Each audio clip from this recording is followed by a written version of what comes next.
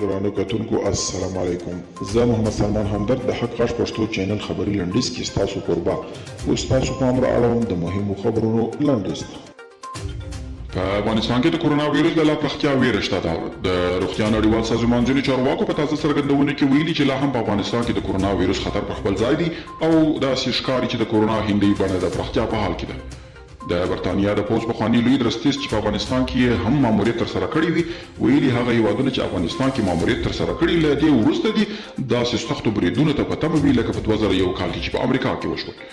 د برېښنا شرکت د وروستیو معلوماتو له مخې په وروستیو شپږو میاشتو کې د هیواد په بیلو سیمو کې ځانګړې توګه شمال کې د برېښنا 9 پایې په ماینونو الوزول شوي او ویجاړې شوي دي. یاد شرکت تازه د یوې اعلامیې په خپرولو سره له هیوادوالو د برېښنایي تاسیساتو د ساتنې طرحې غوښتي دي. د چین د بهرنیو چارو وزیر وانګ یې په افغانستان کې وضعیت ته په اشارې ویلي په اوس مهال کې تر ټولو مهمه دنده دا ده چې دغه هیواد ثبات وساتل شي او د تاوتریخوالي مخه ونیول شي.